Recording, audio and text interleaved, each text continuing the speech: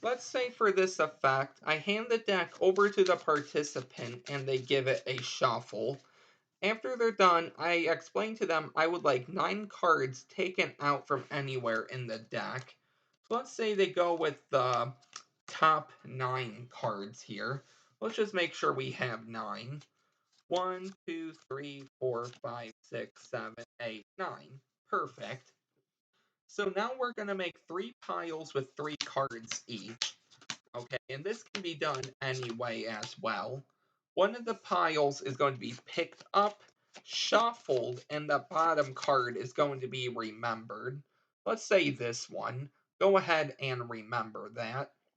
So now this pile can go on top of any of the other 2 piles. Let's say this one, and the remaining 3 card pile goes on top. So now we're going to spell a phrase to find your card. We're going to spell it 1 card for each letter.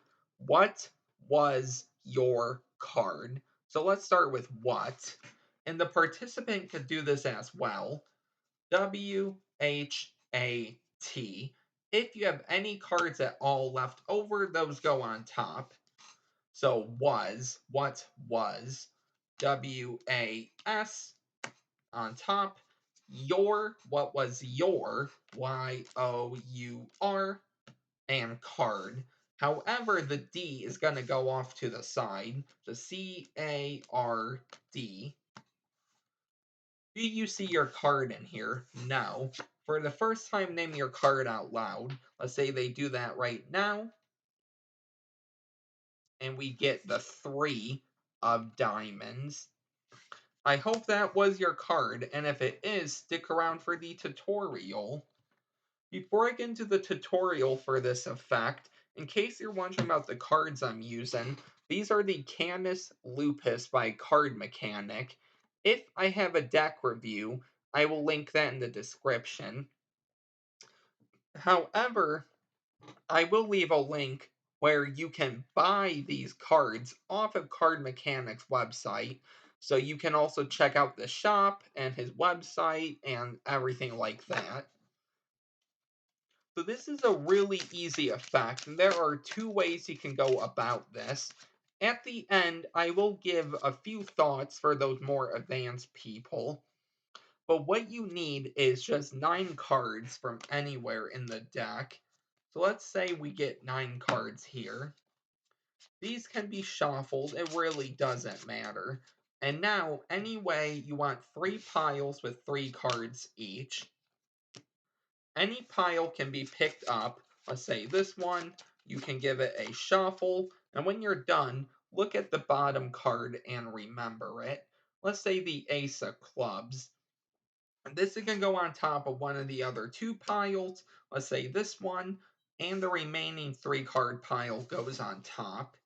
So now if you follow the performance, this is going to work. 1 card for each letter. What was your card? So we're going to start with what. WHAT.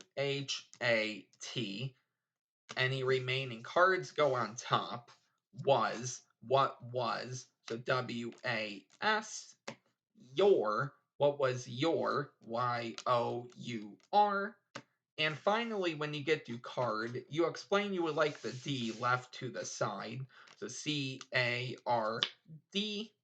This is optional, but now I show them the rest of the cards here. I ask them their card. They say the Ace of Clubs, and they themselves could turn over the card, and it is the Ace of Clubs. That is the first way you could go about this. Here is the second way, and this I like this way just a little better because there's an extra kicker ending. So let's say they pick up a pile to shuffle. Let's say this one. Look at the bottom card and remember it. The 10 of diamonds. You're going to place this on one of the 2 piles. Let's say this one. And the remaining cards go on top. So this time you're going to still spell the same phrase, what was your card, but you're going to do it a tad different. So when you spell what, WHAT, instead of just dropping everything on top, you're going to turn these over and then drop them down. So now you're going to spell was, and you're going to start from the 9, so WAS. This time you're going to turn these over and drop them on top. Your, YOUR, turn these over and drop them. And now card, CARD, turn these over and drop them. And now you get that 10 face up in the middle. So you can ask them, what was your card? The 10 of diamonds. What if I could get all of the cards to go back to face down except one, your card, the 10 of diamonds? You can now do whatever. Wave your hand, snap your fingers. They themselves can spread it out and see all face down except the 10 of diamonds. So those are the two beginner ways of this effect. If you are more advanced, here is something you can do. You don't need to take out 9 cards. You could do this with a full deck. You could do this with a full deck. So the cards are shuffled. You're going to have a card selected. Before they look at it, you're going to turn around and you say, okay, look at it, remember it. If you want to, you can sign it, show it around. And while you're saying this, you're going to be counting 5 cards. So I go 3 cards, 2 cards. I put my pinky in and I catch a break. If you wanted, you could do a pinky count. You turn back around, and now you're going to take their card and you're going to load it in 3, 4, 5, the 6th position. Now, I would either do the Marlowe tilt or the bluff pass. I will leave links for card controls, the tilt, the pass, the pinky count, all of that in the description. But if you know another way to get the job done the same way, go ahead and feel free to do that. So we'll take the king and we're just gonna put it in. In real life, it would be a lot better. But now if you want, you could do a false cut. I'll leave a link for some false cuts. You say, let's go ahead and take some cards off the top. You're gonna count 9 cards. I like to do it in groups of 3. You count one by one, they may get suspicious as why you're counting. But if you do it in groups of 3, 3, 6, 9, and say we don't need the whole deck, now you are all set.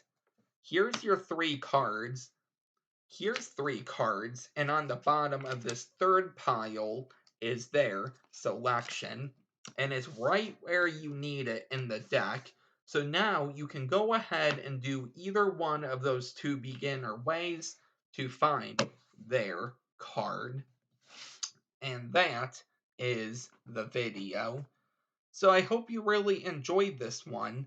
If you are new here, don't forget to like, comment, and subscribe. And I will see you next time with a new video. Bye.